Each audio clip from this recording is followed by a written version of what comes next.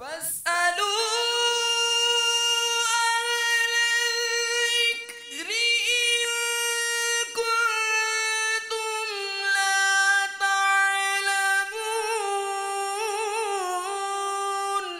ऐ लोगो, इल्म वालों से पूछो अगर तुम्हें इल्म न हो।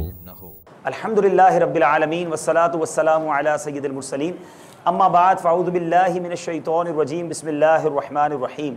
अस्सलातु वस्सलामु अलैका या रसूलल्लाह व अला आलिका व अस्हाबिका या हबीबल्लाह। अस्सलातु वस्सलामु अलैका या नबी अल्लाह व अला आलिका व अस्हाबिका या नूर अल्लाह। मेरे प्यारे और मोहतरम इस्लामी भाइयों, मदनी चैनल के नाजरीन, मदनी चैनल के सिलसिले दारुल इफ्ता अहले सुन्नत के साथ आप सबको मरहबा कहते हैं। हमारे साथ मुफ्ती फ़ज़ैल साहब भी मौजूद हैं। इंशाअल्लाह बहुत सारे सवालात हमारे पास हैं दुनिया भर में जहाँ कहीं नाजरीन हैं, बिलखुसूस दावत इस्लामी के ज़िम्मेदारान इस्लामी भाई इस्लामी बहनें। आज का सिलसिला आपके लिए बिलखुसूस बहुत ज़्यादा मदनी फूल लिए हुए है। सारे कामकाज से फ़ारिग हो जाएँ, सिलसिले में शामिल हो जाएँ और इंशाअल्लाह साथ साथ मदनी चैनल के नाजरीन को भी बहुत सारी मालूमात मिलने वाली है। आज देखते हैं कि हिंद बांग्लादेश के इस्लामी भाइयों के क्या मसाइल हैं, इनके सवालात होंगे, मुफ्ती साहब के जवाबात होंगे। हमारे साथ सिलसिले में शामिल रहिएगा। सल्लु अलल हबीब सल्लल्लाहु अला मुहम्मद सल्लल्लाहु अलैहि वसल्लम। मुफ्ती साहब, अब सवाल का सिलसिला शुरू करते हैं। दावत इस्लामी के मदनी माहौल में हम देखते हैं कि इमाम अहले सुन्नत मौलाना शाह इमाम अहमद रज़ा खान अलैहि रहमतुर रहमान की तालीमात को बहुत ज़्यादा फ़ौक़ियत दी जाती है। फतावा रज़विया का बड़ा जिक्र होता है। आला हज़रत की ही जो फ़िक्र है वो दावत इस्लामी लेकर चल रही है। लेकिन बाज़ औक़ात दारुल इफ्ता अहले सुन्नत के कुछ फतावा में ऐसा महसूस होता है कि आला हज़रत ने इस मौजू पर यह कहा और दारुल इफ्ता अहले सुन्नत ने यह जवाब दिया। तो मसलक के आला हज़रत की तहरीक होते हुए आला हज़रत की जो सोच और आला हज़रत ने जो फ़िक्र अता फरमाई उससे हटकर दारुल इफ्ता अहले सुन्नत फतवा क्यों देता है? देखिए, ये सिर्फ दारुल इफ्ता अहले सुन्नत का मामला नहीं है। पहली बात तो ये, तमाम जो है मसलक के आला हज़रत से वाबस्ता जितने भी दारुल इफ्ता हैं, भले दावत इस्लामी के हों या दावत इस्लामी से बाहर दीगर हमारे सुन्नी उलमा के हों, तमाम में पासदारी की जाती है फतावा रज़विया के फतावा की, ठीक है, आला हज़रत के उसूलों की और रस्म इफ्ता जो एक फ़न है पूरा फतवा देने का। किताबों में बहुत सारे मसाइल लिखे होते हैं, कई अक़वाल होते हैं, बहुत सारे इख्तिलाफ़ी उमूर होते हैं। उनमें से किस कौल पर फतवा देंगे, कौन सा कौल मुफ्ता भी है, किस पर अमल करना है, उसको निकालने के लिए, छानबीन करने के लिए, फतवे के मुंतखब करने के लिए उसूल है। उनकी रोशनी में फ़तवा लिखा जाता है और अपनी राय पर भरोसा नहीं किया जाता। फ़तवा लिखने के बाद आला हज़रत की राय से उसका मवाजना किया जाता है, कहीं आला हज़रत की राय से टकरा तो नहीं रहा। अगर टकराता है तो हमारे यहाँ ये तयशुदा उसूल है। इसी तरह दीगर जो मसलक आला हज़रत से वाबस्ता दारुल इफ्ता हैं, भले दावत इस्लामी के नहीं, उनके यहाँ भी यही उसूल है कि आला हज़रत की राय पर अपनी राय को वो क्या कर लेते हैं, विड्रॉ हो जाते हैं। आला हज़रत की राय पर अपनी राय कुर्बान कर देते हैं, अपनी अकल की गलती तस्लीम करते हैं। भले अपनी गलती उन्हें अपनी निगाहों के सामने महसूस नहीं होती, लेकिन ये बात जान लेते हैं कि मेरे समझने में गलती होगी, आला हज़रत की फ़िक्र गलत नहीं हो सकती। यही उसूल दावत इस्लामी के दारुल इफ्ता का है। अब जो मसला आप पूछ रहे हैं कि बाज़ मसाइल ऐसे हैं कि जो आला हज़रत के फतावा से कुछ टकराते हुए महसूस होते हैं, वो सिर्फ दारुल इफ्ता अहले सुन्नत ही के नहीं, ये जो मसला के आला हज़रत से बाज़ दीगर दारुल इफ्ता हैं दावत इस्लामी के बाहर के भी, वहाँ पर भी ऐसा होता है कि हालात बदलने से अहकाम क्या हो जाते हैं, बदल जाते हैं। बाज़ मसाइल के अंदर जो आला हज़रत के मौक़िफ़ से उदूल किया जाता है और उसके बरखिलाफ़ यह मुतज़ाद फतवा दिखाई देता है, तमाम सुन्नी हज़रात मसलक के आला हज़रत से वाबस्ता मुफ्तियान कराम, चाहे दावत इस्लामी के हों या दावत इस्लामी के अलावा मुख्तलिफ़ मदारिस में दारुल इफ्ता कायम है, वहाँ आला हज़रत के उसूलों की पासदारी की जाती है। दारुल इफ्ता में भी वही तरीक़ाकार है दारुल इफ्ता अहले सुन्नत का। अगर असबाब सित्ता जो आला हज़रत ने फतावा रज़विया में बयान फरमाए हैं, जिनकी बिना पर ज़माने बदलने से बाज़ मसाइल बदल जाते हैं, उन्हीं की रियायत से कभी कोई तब्दीली होती है। पहला सबब आला हज़रत ने बयान फरमाया ज़रूरत, शरई ज़रूरत। दूसरा सबब बताया हर्ज। तीसरा सबब बताया उर्फ़। चौथा सबब बताया तअम्मुल। पाँचवां बताया दीनी ज़रूरी मसलिहत की तहसील।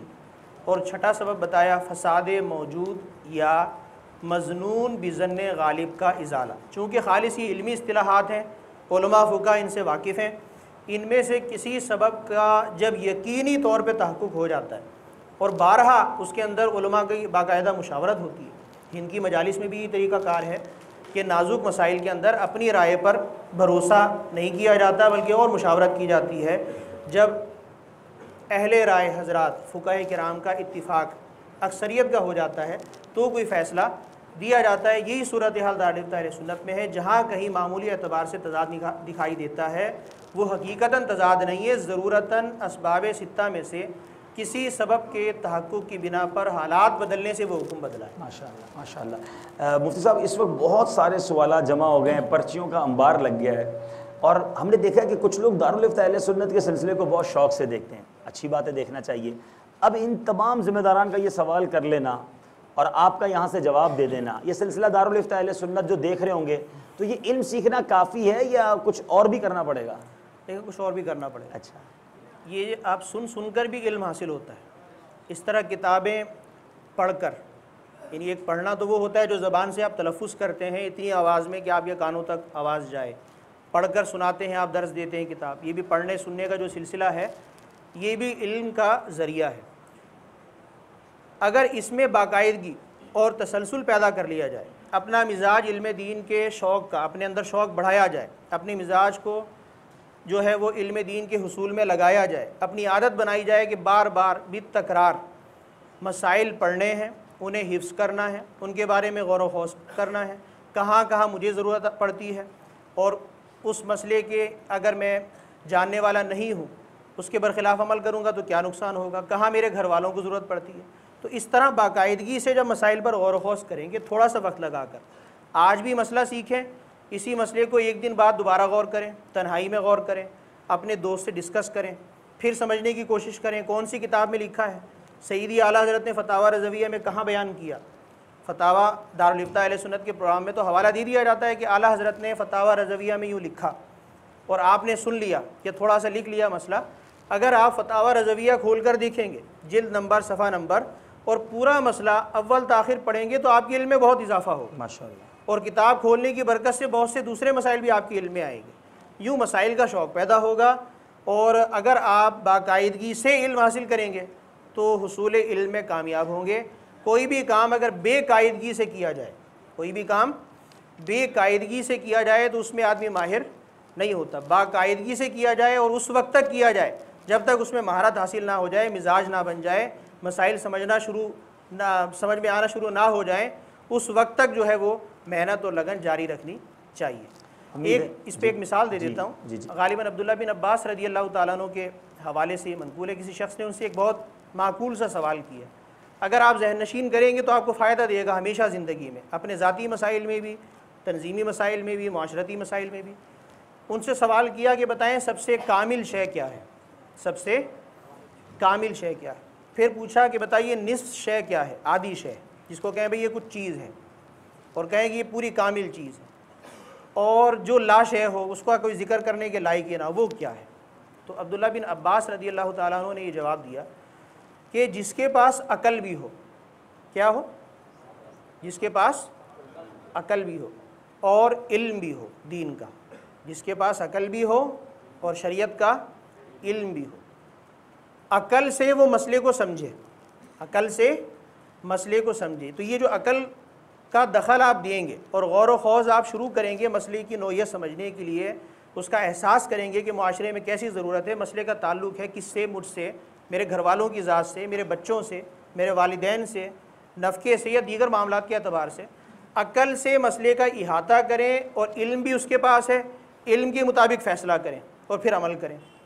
तो जो जिसके पास अकल भी हो और शरीयत का इल्म भी हो, वो मसला पूरा उसकी हुदूद भी समझ लेगा और इल्म शरीयत के मुताबिक फ़ैसला क्या है शरीयत का वो भी जानेगा, अमल करेगा।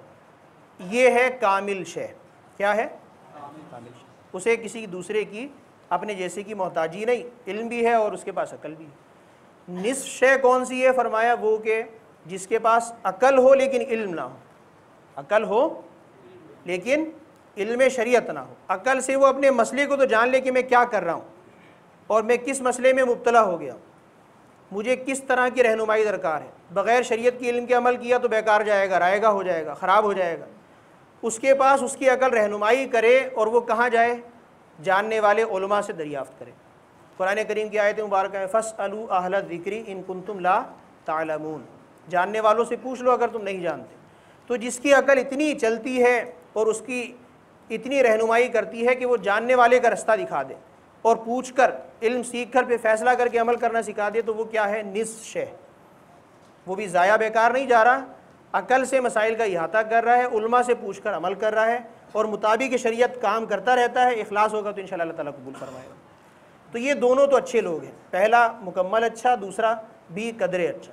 लेकिन एक तीसरे तरह के अफराद भी हैं जो हमारे माशरे में ही पाए जाते हैं, वो जिनके बारे में कहा लाश है, कुछ भी नहीं, वो हैं कि जिनके पास अकल भी नहीं है और जिनके पास इल्म भी नहीं, बग़ैर पूछे अपनी ख्वाहिश नफ्स से जो आता है समझ में उस तरह अमल करते रहते हैं, उल्टा सीधा।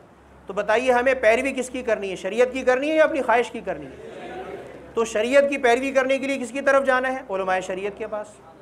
और उलमाए शरीयत के पास जाने के लिए रहनुमाई कौन करेगी, हमारी अकल। तो अगर हमारी अकल इतना काम भी नहीं करती कि उलमा के पास पूछने चले जाएं, तो समझ लीजिए कि हमारा खसारा ही खसारा है। अल्लाह ताला हमें कामिल लोगों में से बनाए, कामिलीन के खिदमत गुजारों में से बनाए, उलमा से मसाइल पूछने वाला बनाए। तो इस तरह जब पूछने का सिलसिला तवातुर के साथ मुसलसल आप इसका अपने आप को आदी बनाएंगे तो हुसूल इल्म में इंशाअल्लाह ज़रूर कामयाब होंगे। हदीस शरीफ में है अल इल्मु बित्तअल्लुम, इल्म सीखने से आता है, इल्म सीखने से। तो सीखने में और सुनने में फ़र्क है। अभी आप क्या कर रहे हैं, सुन रहे हैं, क्या कर रहे हैं, सुन रहे हैं। तो क्या इसको सीखना भी कहेंगे? सीखने के लिए ये होता है कि आप कुछ लिखें, वो मसला फ़िक़्ह के किस बाब से ताल्लुक़ रखता है, किताब खोल कर भी देखें, फिर दोबारा समझें, फिर अपने जानने वालों से उस पर गुफ्तगू करें, फिर उससे मुताल्लिक़ कोई नया मसला आएगा फ़ोन करके किसी आलिम से पूछें, वक्त लें, उसकी खिदमत में जाएँ, हाजिर हों, किताबें पढ़ें, अपने मसाइल की लिस्ट बनाएं कि इतना मैंने इल्म हासिल कर लिया, ये मसला मैंने मुकम्मल तौर पे अच्छी तरह ज़हन नशीन कर लिया, कभी ज़िंदगी भर इसमें गलती नहीं होगी। अगर इस तरीक़ाकार से आप अपने आप को आदी बना लेंगे तो ये आपका सीखना है और इंशाअल्लाह फिर कामयाबी है। मुफ्ती साहब, सवालात तो बहुत सारे हैं और एक सवाल मौजूद है हमारे पास। मोहम्मद ज़हीर अशरफी अत्तारी हैं, महाराष्ट्र हिंद के जिससे ताल्लुक़ है। एक मस्जिद का काम जारी है, वज़ू खाने का प्लास्टर भी हो गया है, मगर वज़ू खाने की नाली की चौड़ाई कम हो गई।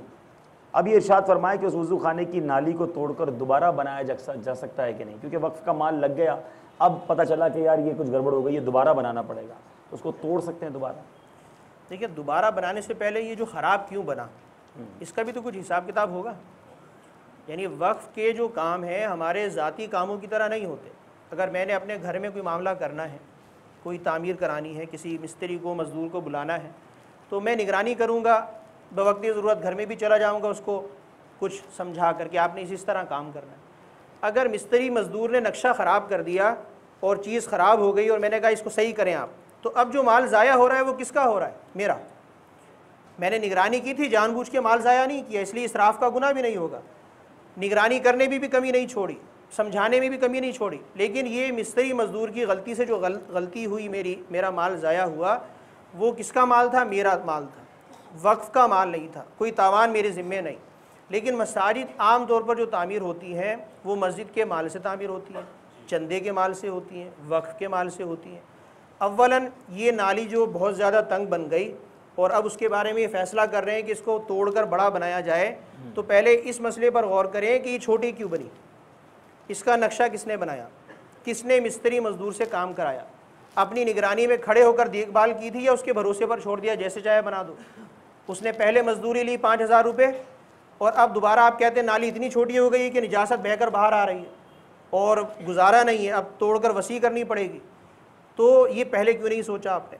तो पहला तो इस सूरत में हो सकता है कि तावान की सूरतें भी बन जाएँ, मुशाहिदे के बाद या जो कमेटी होती है मस्जिद की वो आपस मुशावरत कर लें कि अगर निगरानी में कमी नहीं छोड़ी, उनका कोई कसूर नहीं है, तो उन पर कोई तावान नहीं। और अब जो नाली इतनी छोटी बन गई है कि मस्जिद की ज़रूरत या मसलियत जो भी थी वो पूरी नहीं हो रही, तो बहरहाल उसको तोड़कर वसी किया जा सकता है। तावान होगा या नहीं होगा, इसके हवाले से दारुल इफ्ता से बराह रास्त किसी मुफ्ती साहब से मिलकर मुशावरत कर ली जाए। हुज़ूर, एक सवाल ये है कि एक मज़हबी तहरीक कई जगहों पर खाले जमा करते हैं, मदारिस के लोग जमा करते हैं। किसी ने खाले जमा की और उसकी रकम उसके पास मौजूद थी और घर में अब कोई प्रॉब्लम आ गई, किसी का एक्सीडेंट वगैरह हो गया, तो उसने उस इदारे वालों को बता दिया कि भाई मैंने अब घर में प्रॉब्लम थी, मैंने ये रकम खर्च कर ली है अब माहाना जो है वो आप मेरी तनख्वाह से ये काट लें। तो अब सवाल ये कि क्या वो माहाना कटवाए या इकट्ठे दे, हालांकि वो इस्तिताअत तो नहीं रखता, इस बारे में क्या होगा? यानी ये इदारे वालों के खाल सुपुर्द कर दी थी? नहीं, सुपुर्द नहीं की, जमा की और उस खाल की रकम से घर की उस प्रॉब्लम को सॉल्व कर लिया, खुद ही खालें बेच दी, खुद ही बेच दी खालें। हाँ, तो ये तो जायज़ काम नहीं हुआ। ठीक है, तो इसमें तो वो तावान देगा। ठीक है। ये खालें जो दी गई थी वो दीनी इदारा था, खालें देने वालों ने उसे दी थी ना, इसे तो नहीं दी थी। नहीं, क्या आप इसको बेचें और अपने पैसे इस्तेमाल कर लें? अगर खाल देने वाला इसे देता तो सूरत और होती। ठीक है। जब इसे नहीं दी, किसी और के हवाले की खाल, तो ये गोया चंदा है। इस तरह कोई 100 रुपये दे, 50 रुपये दे कि फ़लाँ मस्जिद को देकर आ जाओ, और वो 100-50 रुपये मस्जिद में ना दे, अपने घर में राशन डलवा ले कि मेरी ज़रूरत थी। ठीक है। तो ये उसने चंदे के माल को क्या कर दिया? हलाक कर दिया। पहली बात तो याद रखें कि ऐसा चंदा करने वाले का हुक्म बहुत सख्त है। अल्लाह, उसके हाथ में माली उमूर देना, उसे चंदे के लिए मुकर्रर करना जायज़ नहीं है। जो उसका ज़िम्मेदार है उस पर लाजिम है कि आइंदा इसको ऐसे काम से रोके।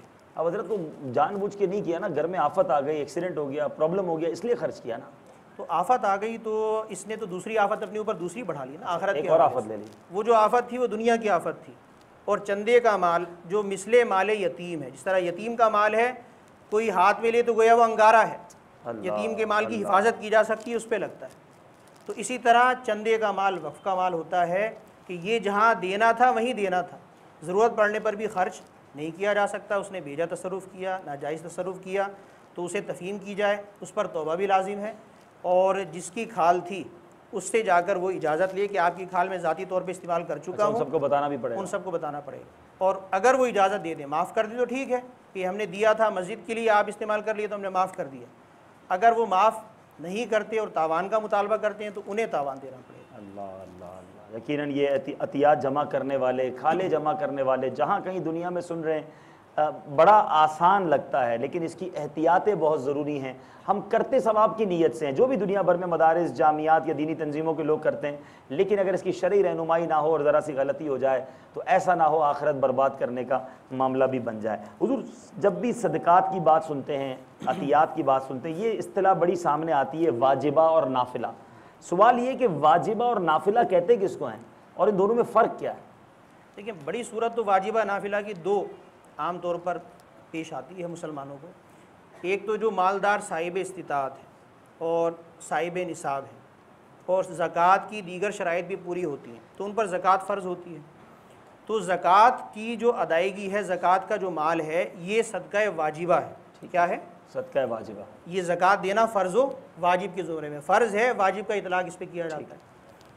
तो ये सदकात वाजिबा में शुमार होगा कि ये ऐसा नहीं है कि हमारे इख्तियार पर छोड़ दिया, दें या ना दें, बल्कि ज़कात जिस पर फ़र्ज़ है उसको देनी क्या है? वाजिब, वाजिब, फ़र्ज़। तो इसलिए सदका वाजिबा के किस्म में दाखिल हो गई। इसी तरह जो साहिब निसाब होगा उस पर फ़ितरा भी वाजिब होता है, तो फ़ितरा देना भी ज़रूरी साहिब निसाब के लिए, फ़ितरा भी सदकात वाजिबा में शुमार होगा। इसके अलावा जो आम नफली चंदा दिया जाता है वो चंदा हमारे देने ना देने का इख्तियार है, ना दें तब भी गुनाहगार नहीं, दें तो बहुत सवाब का काम है। तो जो वाजिबा नहीं है उसके अलावा बाकी सारे सदकात नाफिला होते हैं। बहुत सारी चीज़ों के कफ़ारात, कसम का कफ़ारा, नज़र का कफ़ारा, बाज़ सूरतों में ज़िहार का कफ़ारा, उनकी जो रुकुमात होती है, उनकी अदायगी का तरीका, वो भी सदका वाजिबा में शुमार होता है। लेकिन ज़कात और फ़ितरे की अदायगी वाला मामला नहीं होता, उसकी अपनी एक पूरी तफसील होती है। ठीक है। तो उस माल में भी इम्तियाज़ रखना चाहिए ताकि उसकी अदायगी दुरुस्त तरीके से की जाए। और सदका नाफिला जो है, सदका नाफिला चंदा है। चंदा देने वाला जो कह कर देगा आपके हाथ में वो पैसा अमानत का है, उसी मसरफ़ में इस्तेमाल करेंगे। किसी ने आपको 1000 रुपये दिए कि आपको 10,000 रुपये दिए कि ये आप मस्जिद में लगाएं, आपने कहा मस्जिद में वज़ू खाने की ज़रूरत है, तामीर की चंदा चाहिए, और किसी ने आपको 10,000 रुपये दे दिए, वज़ू खाना बन गया आपका 5,000 रुपये में। कितने में बन गया? बाकी कितने बच गए? किसके हैं ये उसी के हैं जिसने चंदा दिया था। आप पर लाजिम है कि बच जाने वाली रकम चंदे वाले को वापस कर दो। हाँ, अगर वो ये इख्तियार दे दे कि मेरा चंदा बच जाए तो आपको इजाज़त है किसी भी नेक काम में सर्फ कर दें, मस्जिद के दूसरे कामों में लगा दें, तो आम इजाज़त मिल जाएगी। और अगर इब्तिदान ही आपको वो इख्तियार दे देता है आम कि हर नेक और जायज़ काम में मैंने ख़र्च करने का आपको इख्तियार दिया, तो अब वो चंदा आप जो है वो नेक और जायज़ काम में इस्तेमाल करें। ठीक है। तो चंदा देने में याद रखने वाली बात यह है कि चंदा देने वाला जो कह कर देगा, चंदा देने वाला जो कहकर देगा, जो मसरफ़ बयान करेगा, उसी मसरफ़ में लगाना ज़रूरी। और लगने के बाद पैसा बच जाए तो वो जेब में रखना या और अपनी मर्ज़ी से इस्तेमाल कर देना काफ़ी नहीं होगा, वापस चंदा देने वाले को वो माल लौटाना होगा। हाँ, अगर चंदा देने वाले का इल्म नहीं है, उसके वर्षा का भी पता नहीं चलता, तलाश भी किया नहीं मिलता, तो उसी जैसे दूसरे काम में वो चंदा लगाया जा सकता है। अच्छा, अब आपने फरमाया चंदा देने वाला जिस मद में कहे, अब हमने ऐसे ही चंदे का ऐलान किया और किसी ने हमें रकम दे दी, झोली फैलाते हैं उसमें डाल देते हैं, या आगे बैठे मंच पे वहाँ भिजवा दिए, अब पता नहीं किसने भिजवाएं, किस मद के लिए भिजवाएं, इस तरह जो रकम आई उसको हम सदका वाजिबा समझेंगे, सदका नाफिला समझेंगे? देखिए, चंदा देने वाला जो कहकर देगा ना, तो उसमें एतबार है, नाफिला वाली सूरतों में। आप जो ऐलान कर रहे हैं, आपके ऐलान पर जो देगा, ठीक है, तो आपके ऐलान का अमल दखल रहेगा। ठीक है, आपने ऐलान किया कि मस्जिद की तामीर के लिए पैसों की ज़रूरत है, और अंदर से किसी ने 100 रुपये दे दिए, ला कर रख दिए, पता नहीं किसने रखे हैं, 1000 रुपये रख दिए, तो आपके तामीर मस्जिद के ऐलान पर पैसे आए हैं, तो वो तामीर मस्जिद का चंदा है। ठीक है, और अगर आपने कई चीज़ों का चंदा एक साथ किया, मस्जिद की, मदरसे की, मदनी चैनल के लिए, दावत इस्लामी के तमाम तर अखराजात के लिए, और जहाँ दावत इस्लामी वाले ज़रूरी समझें तमाम नेक और जायज़ कामों के लिए, अगर इतना उमूम के साथ आप बयान करेंगे तो चंदा देने वाले का पैसा तमाम मसारिफ में इस्तेमाल। अब वो वाजिबा नहीं कहेंगे, वाजिबा नहीं कहेंगे, वाजिबा की जब तक वो सराहत नहीं करेगा उस तक वाजिबा। अब चंदा देने वाले पर भी ज़रूरी है, यहाँ वो लोग भी गौर कर लें मुफ्ती साहब, आप अगर मजीद रहनुमाई कर दें कि अगर इस्लाम भाई ने ऐलान किया कि दावत इस्लामी को अतियात दीजिए, हमें ज़रूरत है, और कोई ज़कात की नीयत से उस झोली में या उस जगह पहुँचा दे, तो ये दुरुस्त नहीं है, उसे बताना होगा, ये उसकी गलती है। ठीक है, जब अतियात का ऐलान हो रहा है और कोई उसके अंदर आकर अपनी ज़कात डाल देगा, तो हम यही समझेंगे ये अतिया है, चंदा है। ज़कात देने वाले को ये चाहिए कि वो बताए कि मेरा इतना है, पैसे ये ज़कात के हैं, वो एहतियात से दे ताकि उसका हीला शरीक किया जाए, उसकी ज़कात ज़ाया ना हो, वो भी अदा हो जाए। एक और एहतियात इसमें ये की जाती है, आमतौर पे हमारे यहाँ बॉक्स लगते हैं खजाने मदीना में, अलग लगा दिए, कि उसमें बॉक्स लगा होता है और बॉक्स पर लिख दिया जाता है कि अगर ज़कात या सदका वाजिबा की रकम डालनी है तो पर्ची में या लिफाफे में लपेट कर लिख कर इसमें डाल दें। तो इस तरह जितनी रकम अलहदा से ज़कात वाली नज़र आएगी उसको अलहदा कर लें, बाकी नफली सदके की होगी। अच्छा, मतलब एक ज़कात ही की बात हो रही है, बड़ा इंटरेस्टिंग क्वेश्चन है कि जो चेक से ज़कात अदा करे, क्या चेक देते ही उनकी ज़कात अदा हो जाती है? जी नहीं, चेक तो सनद कर्ज है, ठीक, और ज़कात की अदायगी के लिए माल, क्या चीज़, माल शरई फ़कीर के कब्ज़े में देना, मिल्कियत में देना ज़रूरी है। तो चेक नोट नहीं है, पैसा नहीं है, माल नहीं है। चेक अगर आपका ज़ाया भी हो जाए तो आपके अकाउंट में जो पैसा है वो वैसा का वैसा रहेगा, और चेक आप अगर हाथ में पकड़ाएंगे तो शरई फ़कीर चेक का क्या करेगा, कुछ भी नहीं करेगा जब तक कि वो रकम ट्रांसफ़र होकर उसके अकाउंट में ना जाए।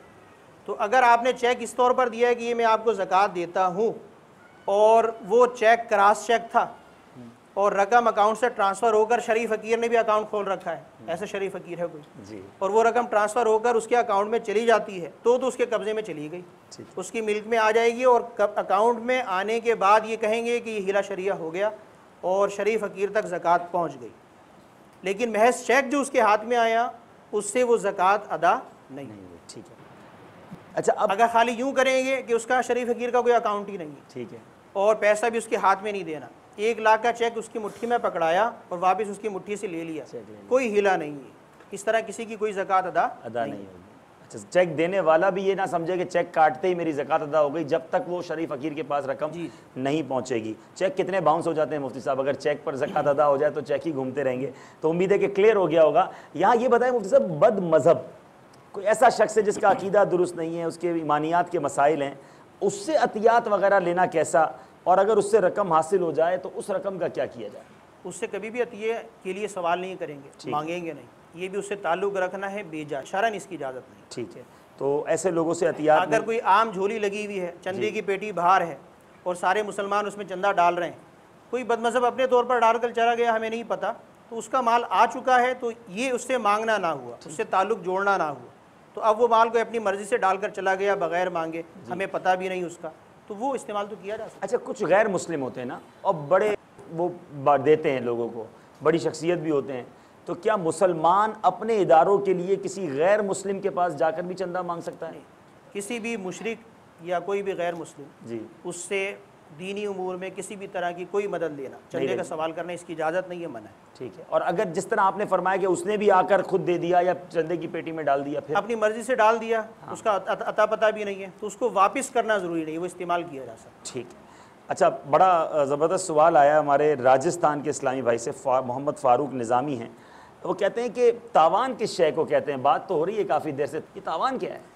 ये मिसाल तो मैं आपको दे चुका हूँ कि एक शख्स ने आपको अगर 1000 रुपये दिए और कहा कि ये मस्जिद में देने हैं, आपने मस्जिद में नहीं दिए, अपने घर में खर्च कर दिए, तो उसका चंदा जो आपके हाथ में अमानत था उसमें आपने बेजा तसर्रुफ़ किया, उसने जो मसरफ़ बताया था, जहाँ पहुँचाने का आपको कहा था वहाँ आपने नहीं पहुँचाए, अमानत में क्या कर दिया आपने? खयानत।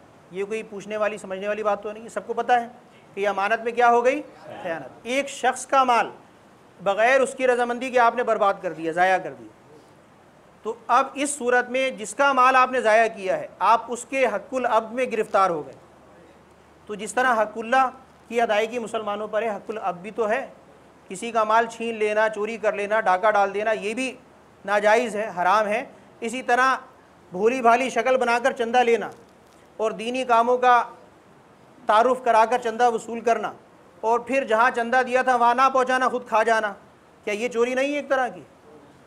तो जिस तरह चोरी करके नाहक माल लिया था, तो ये भी सूरत आपने बनाई दीन के नाम पर, ये भी तो नाहकी किया आपने काम।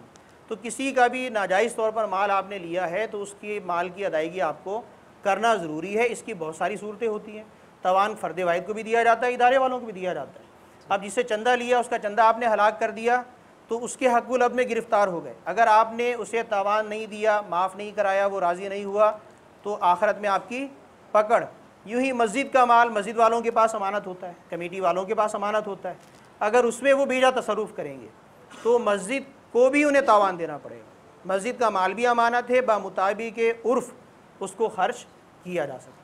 इस वक्त उम्मीद है कि दुनिया भर में तो बहुत सारी मस्जिद के कमेटी के हजरात, मजहबी तंजीमों के लोग, ये दावत इस्लामी के मदनी माहौल का खासा है कि जहाँ अपने ज़िम्मेदारान की तंजीमी तरबियत होती है वहाँ शरई तरबियत का भी अहतमाम किया जाता है। अतियात जमा तो किए जाते हैं मगर उसको जमा करने का तरीका क्या है, तावान की सूरतें क्या हैं, वो भी बयान हो रही हैं। और आप दुनिया भर में जहाँ कहीं देख रहे हैं मजहबी तंजीमों से ताल्लुक़ रखते हैं, मसाजिद की कमेटी से ताल्लुक़ रखते हैं, मुझे ऐसा लगता है आपको भी दारुल इफ्ता अहले सुन्नत की ज़रूरत है।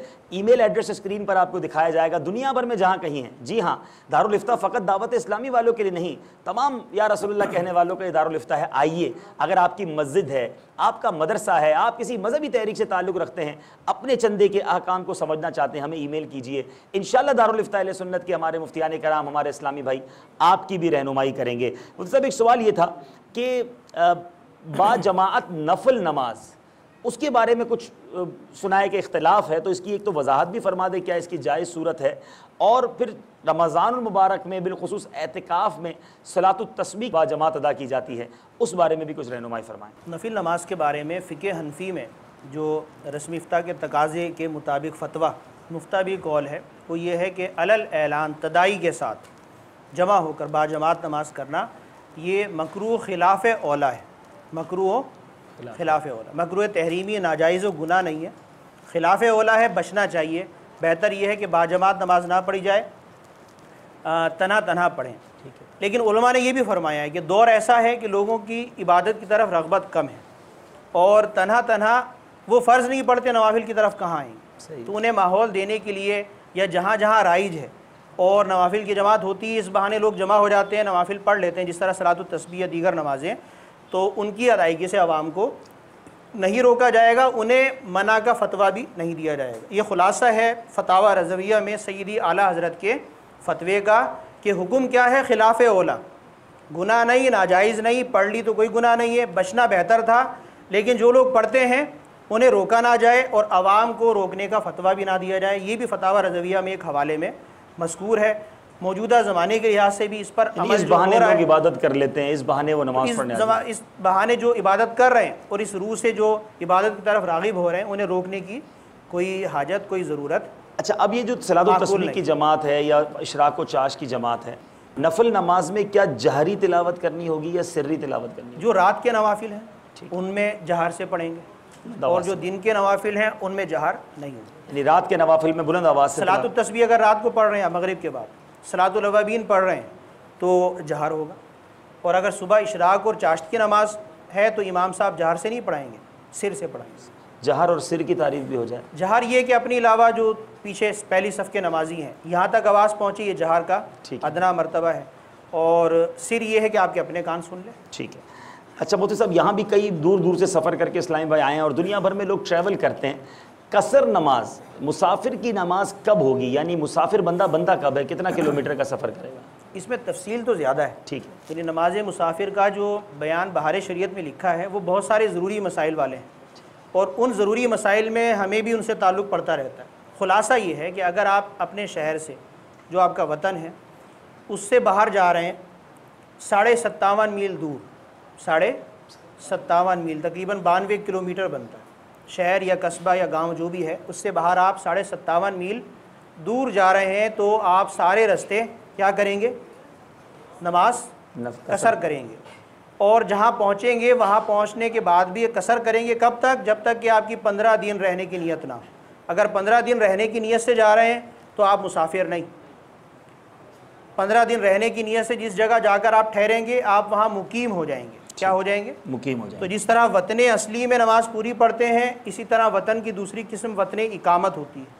जब वतन इकामत 15 दिन ठहरने की नीयत से किसी जगह ठहरा जाए, दरमियान में नीयत फासिल ना हो, दो जगह ठहरने की नीयत ना हो, एक ही जगह 15 दिन की नीयत मुस्तकिल नीयत हो, तो वहाँ पहुँचने के बाद चूँकि वो वतन इकामत बन गया तो पूरी नमाज़ पढ़ेंगे। 15 दिन से कम नीयत के साथ ठहरेंगे तो जितने दिन हैं 10, 12, 8, 7 जो भी हैं, तो उन दिनों में भी सारी नमाज़ें आप जो 4 फ़र्ज़ों वाली हैं वो 2 फ़र्ज़ पढ़ेंगे जब आप तन्हा पढ़ेंगे। अगर बाजमात मुकीम नमाज इमाम के पीछे नमाज अदा कर रहे हैं तो पूरी नमाज़ पढ़ेंगे। इमाम साहब पूरी पढ़ेंगे तो हम भी पूरी पढ़ेंगे। अच्छा, अब यहाँ एक जगह 15 दिन या इससे ज़्यादा का क़याम है, सफ़र भी तवील है, मुकीम की नमाज़ पढ़ेंगे, मुसाफिर की नहीं पढ़ेंगे, लेकिन जो सफ़र के दौरान नमाज़ पढ़ेंगे वो कौन सी होगी? मुसाफिर पढ़ेंगे। वो मुसाफिर 57.5 मील की दूरी ज़रूरी है। ठीक है, उससे यानी 57.5 मील की दूरी पर जा रहे हैं तो दौरान सफ़र आपने कसर करनी है। ठीक है। मकाम पर पहुंचकर उस सूरत में कसर करनी है जब वो ना आपका वतन असली है ना वतन इकामत। ये कुल्लिया हो गया। ठीक है। अच्छा, शहर से बाहर 57.5 मील की दूरी पर जा रहे हैं तो दरमियान में आप कसर करेंगे। मकाम पर पहुंचकर भी कसर करेंगे उस वक्त तक जब तक कि वो वतन आपका ना वतन असली हो ना वतन इकामत। अच्छा मुफ्ती साहब, ये बताएं कि कसर नमाज में फ़र्ज़ तो 2 हो गए 4 रकत वाली, सुन्नतें और नवाफिल क्या नहीं पढ़ सकते? इसमें तफसील ये है कि जो रवा रवी की हालत होती है, बहार शरीयत में अल्फाज लिखे हैं कि आपने सामान उठाया है, घर से निकल रहे हैं, गाड़ी पकड़ रहे हैं, स्टेशन आ रहे हैं, सामान ट्रेन में छोड़ रहे हैं, या जो भी एयरपोर्ट का माहौल होता है जैसा होता है, यानी जो चहल पहल की हालत है, भी आप सामान उठाने में लगे हुए, मकाम पर पहुँचे नहीं, इस हालत में तो सुन्नतें तर्क की जा सकती हैं, सुन्नतें मौक़दा। नवाफिल तो पहले भी ज़रूरी नहीं थे। और जब आप मकाम पर पहुँच जाएंगे, मसलन आप यहाँ जमा हुए पोखरा में, हम भी पाकिस्तान से आए तो मुसाफिर हैं, अब जब इस जगह पहुँच गए हैं तो करार, मौदिए करार, जहाँ पर आपने करार हासिल कर लिया, ठहर गए हैं, तो उस मकाम पर सुन्नत मौक़दा पढ़ी जाए। ठीक है। यानी अच्छा, कुछ लोगों का ये कॉन्सेप्ट बन जाता है कि कसर में सुन्नतें पढ़ ही नहीं सकते, ऐसा तो नहीं है। ऐसा यानी सफ़र के दौरान भी पढ़ सकते हैं, यानी मकाम पर पहुँचने के बाद तो पढ़ने का एक दर्जे का हुक्म है कि पढ़नी चाहिए, अगरचे ताकीद कम है।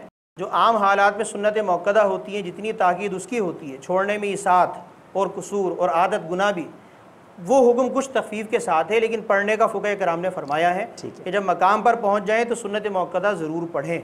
मेरे प्यारे और मोहतरम इस्लामी भाइयों, मदनी चैनल के नाजरीन, जब दारुल इफ्ता अहले सुन्नत के सिलसिले में शिरकत होती है, मदनी मुज़ाकरा सुनते हैं, इस तरह की महफ़िलों में शिरकत होती है, पता चलता है कि इल्म दीन सीखना कितना ज़रूरी है। अब शादी का ही मामला देख लें, शादी की तैयारी बड़ी पहले से होती है, 4-6 महीने पहले जनाब हॉल बुक कराना है, कपड़े सिलवाने हैं, मेहमान कौन से होंगे, खाना कौन सा होगा, ये सारी तैयारी तो है। कभी ये सोचा कि बेटे को तलाक के मसाइल भी पढ़ाने, बच्ची को भी जनाब ये इल्म सिखाना है, ये जो जोड़ा बनने जा रहा है इनको कौन कौन से प्रॉब्लम्स आ सकते हैं, शरई कौन कौन से तकाजे हैं। तो खुदारा जहाँ शादी की इतनी प्रिपरेशन हो रही है, ये बहुत ज़रूरी मसाइल हैं, तो इल्म दीन से इतना दूर रहना अच्छा नहीं। और ये दावत इस्लामी की कोशिश है, मदनी चैनल की कोशिश है कि आपके घर तक इल्म दीन पहुँचाया जाए। मगर जैसा मुफ्ती साहब ने शुरू में फरमाया, फ़कत सिलसिले देखकर, फ़कत चंद घंटे मदनी चैनल देखकर मैं समझूँ कि मैं जनाब सब कुछ सीख गया, ऐसा नहीं। बाकायदा इल्म दीन सीखने की तरफ आएँ, जो टॉपिक ज़िंदगी में दरपेश आ रहा है उसके मसाइल सीखने के लिए उलमा से रुजू करें। ये तरबियत और अहले खाना की निगरानी के हवाले से मशहूर आयत मुबारक आपने 12 सुनी जी, या अय्युहल्लज़ीना आमनू क़ू अनफुसकुम व अहलीकुम नारा, या अय्युहल्लज़ीना आमनू, ए ईमान वालों, क़ू अनफुसकुम, अपने आप को बचाओ, व अहलीकुम नारा, और अपने अहल को बचाओ आग से, अपने आप को और अपने अहल को जहन्नम की आग से बचाओ। तो बचाएंगे किस तरह? ख़ुद भी अहकाम शरीयत सीखना है और उस पर अमल करना है, और बच्चे हैं तो उनकी तरबियत भी करनी है। 7 साल की उम्र में नमाज का हुक्म देना है, 10 साल की उम्र में मार कर पढ़ाना है, इसी दौरानिए के अंदर उसको वज़ू की तलकीन करनी है, वज़ू करना सिखाना है। नबी करीम अलैहिस्सलाम के वज़ू का तरीका सहाबा कराम ने कैसा महफूज किया। 20 सहाबा कराम से मरवी है कि आपने नबी करीम अलैहिस्सलाम का जो तरीका मुशाहिदा फरमाया था, किस तरह आपने वज़ू का आगाज़ किया, हाथ मुबारक किस तरह धोए, चेहरा मुबारक किस तरह धोया, मसा कैसे फरमाया, एक एक चीज़ महफूज करके बाद में पहुँचाई।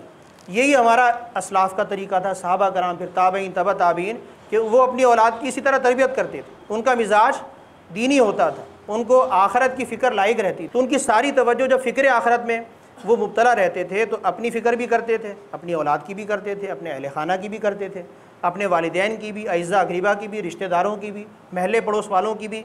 अल्हम्दुलिल्लाह अमीर अहले सुन्नत के फैज़ से ये दावत इस्लामी वजूद में आई। दावत इस्लामी भी मुझे और आपको यही फ़िक्र दे रही है कि किसी तरह हकीकी मानों में फ़िक्र आखरत में हम मुब्तला हो जाएँ, अपने ज़रूरी मसाइल, उम्मत के ज़रूरी मसाइल, अपनी रहनुमाई, उम्मत की रहनुमाई के काम में लग जाएँ, अपनी और सारी दुनिया के मुसलमानों की इस्लाह की कोशिश करेंगे तो इंशाअल्लाह कामयाबी का दरवाज़ा खुला है। माशाअल्लाह।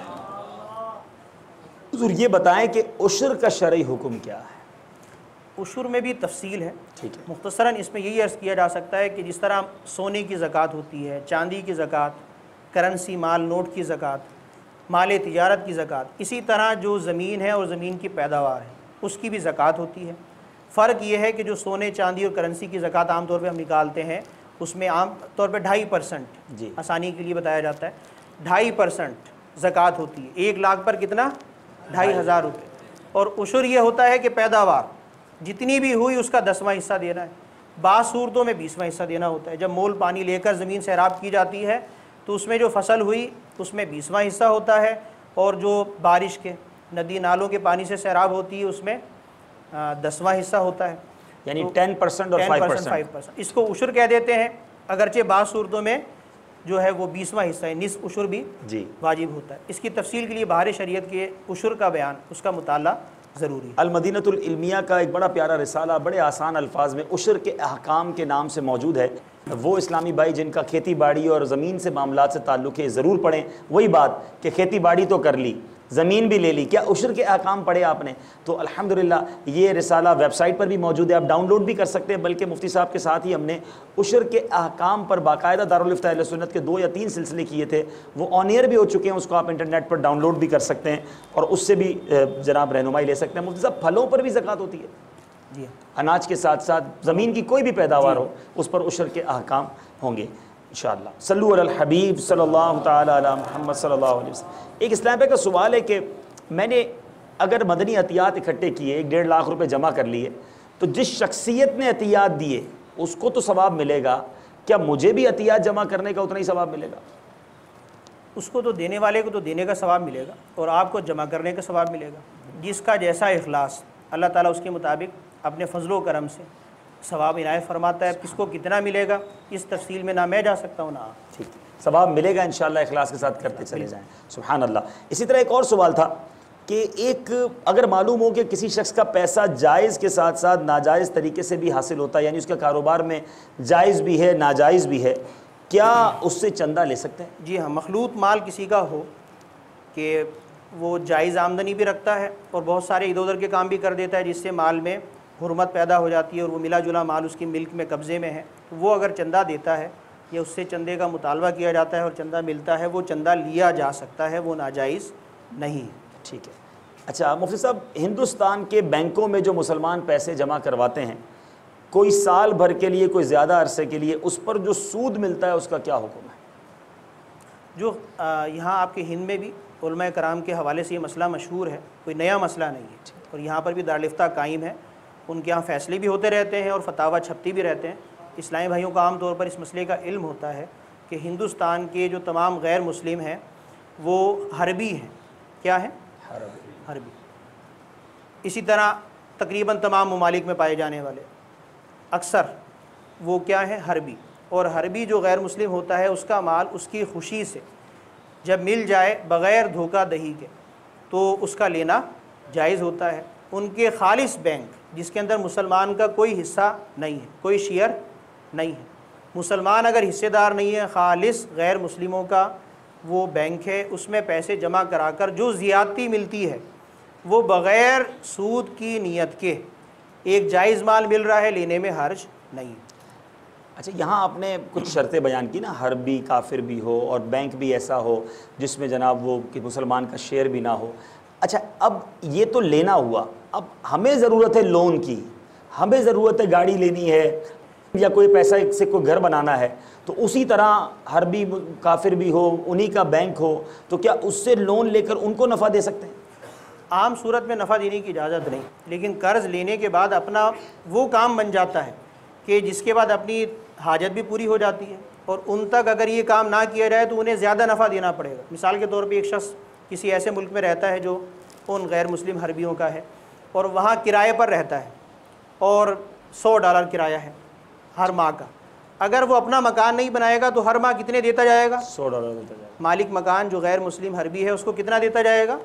$100 हर महीने देगा, और ये होगा 5 साल रहे, 10 साल रहे, 15 साल रहे, तो हमेशा क्या होगा? देता ही जाएगा उसको।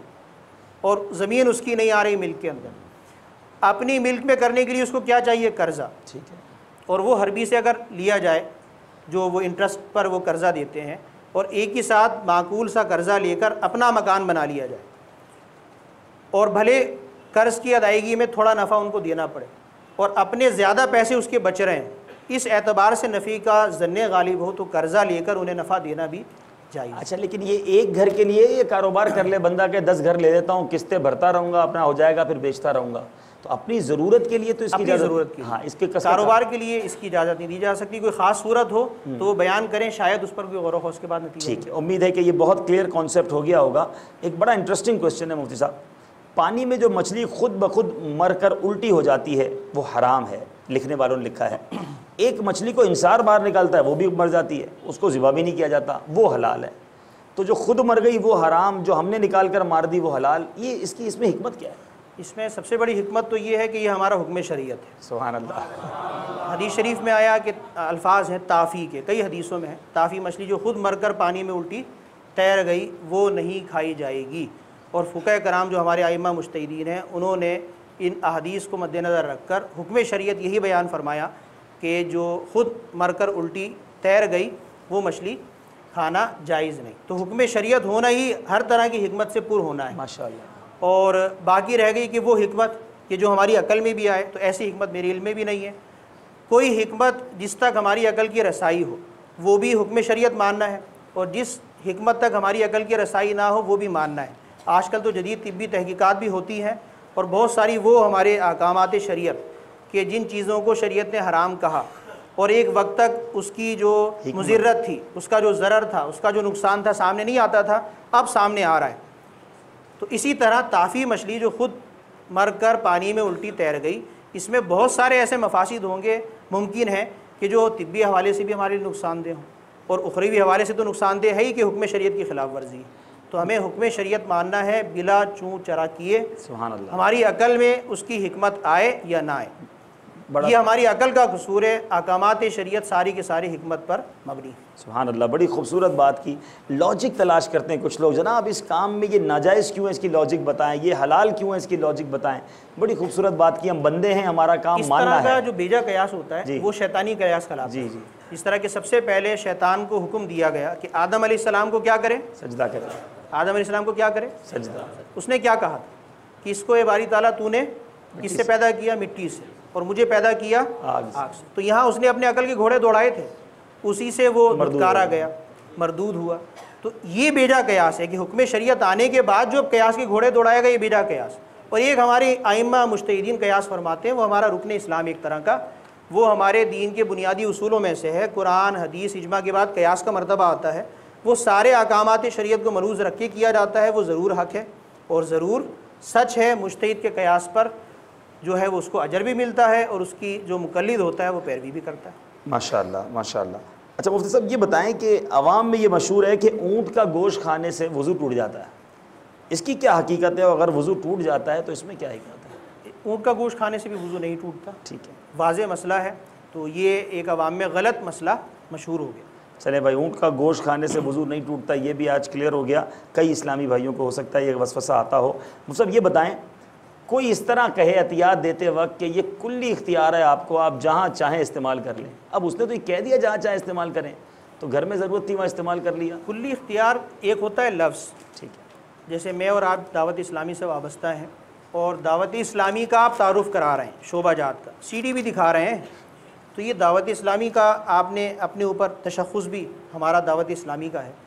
दावत इस्लामी के प्लेटफार्म से आप अतियात जमा कर रहे हैं, रसीदों पर रसीद काट कर दे रहे हैं, तारुफ़ करा रहे हैं और हल्के से ये बोल देना कुल्ली इख्तियार के साथ मुझे दे दो, तो बताइए कोई काम चलेगा आपका? एक सामने वाले शख्स पर कुल्ली इख्तियार का मफ़हूम ही वाज़ेह नहीं हुआ कि आप क्या क्या तकरीब कारी करने जा रहे हैं, तो वो कैसे आपको देगा ऐसा इख्तियार कि आप घर में भी खाएं और उसके चंदे को भी ज़ाया कर दें। तो कुल्ली इख्तियार का ऐसा मफ़हूम नहीं होता जो हमारा मफ़हूम बन जाए जहन के अंदर। कुल्ली इख्तियार का मफ़हूम बनेगा बामुताबिक उर्फ़, बामुताबिक तारुफ़। अगर कुल्ली इख्तियार का मफ़हूम चंदा देने वाले के जहन में ये है कि दावत इस्लामी के जुमला काम जो नज़रों के सामने है, मसाजिद हैं, मदारिस हैं, मराकिज़ हैं, मदनी काफ़िले हैं, मदनी चैनल है और बहुत सारे शोबाजात हैं, जेल खाना जात में काम है, मजलिस राब्ते के काम है, तो ये सारे उमूर को मद्देनज़र रखकर उमूमी इजाज़त दावत इस्लामी वालों को दी कि वो हर जायज़ और नेक काम जो दावत इस्लामी वाले कर रहे हैं उन्हें इजाज़त, तो उन्हीं इजाज़तों के साथ इख्तियार मिलेगा अपने घर में रखने का या ज़ाती इस्तेमाल करने का। ये उर्फ़ के मुताबिक कुल्ली इख्तियार के मफ़हूम में दाखिल नहीं। ठीक है, सल्लु अलल हबीब सल्लल्लाहु तआला अला मुहम्मद सल्लल्लाहु अलैहि वसल्लम। चूँकि यहाँ हिंद के इस्लाम में मौजूद हैं और इनकी तरफ से एक सवाल आया कि सरकारी जॉब्स करने वालों की तनख्वाह में से हुकूमत की जानिब से कई रुपए कट कर तनख्वाह दी जाती है, ये रुपए 25 से 35 साल बाद जब मुलाजिमत ख़त्म होती है पूरी रकम आती है, तो ये रुपयों की ज़कात हर साल देना है या पूरी रकम आने के बाद देना? प्रोविडेंट फ़ंड कहलाता है ये। सरकारी मुलाजिमीन की तनख्वाह का एक हिस्सा कटता है और वो महकमा जमा कर लेता है, फिर उतना ही पैसा अपने पास से मिलाता है। बाज़ जगह ये भी है, बाज़ जगह जितना काटा था वो जमा हो गया, बाज़ जगह काटने के बाद उतना दोबारा मिलाते हैं उसी माह का, वो जमा होता रहता है और फिर अपने कायदे कानून के मुताबिक वो उस पर इंटरेस्ट भी लगाते हैं और मुलाजिम को जितना उसका जमा हुआ था सारी 25 साल की जो भी नौकरी थी उसकी, आखिर में वो सारे पैसे मिल जाते हैं। दरमियान में भी लेने की बहुत सारी सूरतें होती हैं, अपना ये फ़ंड निकलवा लेते हैं, फिर वो उस पर इंटरेस्ट लेकर वसूल करते हैं, वो अलहदा मामलात हैं। तो ये जो प्रोविडेंट फ़ंड के पैसे हुकूमत ने काटे, जितने उसकी तनख्वाह के कटे हैं वो तो बिलाशुबा उसके हैं, और जितनी उजरत तनख्वाह के अलावा उसी महीने में वो ऐड करती है वो भी तनख्वाह ही है, वो भी उसके लिए जायज़ है। अब रह गया कि इसके ऊपर वो इंटरेस्ट भी देते हैं। मसलन 3 लाख रुपए तनख्वाह में जमा हो गए और कवानीन के मुताबिक वो उस पर 50,000 रुपये बाद में इंटरेस्ट लगा रहे हैं। तो इसमें फतावा रज़विया में भी मसाइल लिखे हुए हैं, तफसील है कि ये मामला आ जाता है हुकूमती माल का। हुकूमत का माल जो है वो गोया बैतुल माल का माल समझ लें आप। बैतुल माल का जो मुस्तहिक होता है, बैतुल माल का जो मुस्तहिक होता है वो माल ले सकता है, अगरचे वो हुकूमत उसको सूद का कह कर दे। आपके हिंद में मसला मुख्तलिफ होगा, पाकिस्तान में मसला थोड़ा सा मुख्तलिफ हो जाएगा कि हिंद में जो गवर्नमेंट है वो गैर मुस्लिम हरबियों की है और गवर्नमेंट जो नफ़ा देती है उसका हुक्म पहले बयान हो चुका कि जैसा कि बैंक का मसला था कि कोई मुसलमान हिस्सेदार नहीं है और बैंक वाले इंटरेस्ट दे रहे हैं, तो हरबी का माल उसकी खुशी से बग़ैर गदर धोखा दे के मिल रहा है, वो बग़ैर सूद की नीयत के लिया जा सकता है। तो जिस तरह एक बैंक का मसला था, इसी तरह हरबी हुकूमत जो माल दे रही है उसका मसला भी वही है कि बग़ैर सूद की नीयत के एक जायज़ माल मिलने वाला वो लिया जा सकता है। तो कई सूरतें बन सकती हैं। मज़ीद तफसील जो है वो हुकूमत के हरबी होने से और मुस्लिम गवर्नमेंट होने से भी फ़र्क पड़ता है। तो ये मामला जितना आप समझ सकें समझ लें, अगर मफ़हूम वाज़ेह नहीं है तो दारुल इफ्ता से बराह रास्त अपनी सूरत बताकर मुतअय्यन फतवा ले लीजिए। ठीक है, लेकिन सवाल वो सब ज़कात का था कि वो अगर पैसे जमा होते जा रहे हैं वहाँ पर, तो उस पर ज़कात कैसे अदा होगी?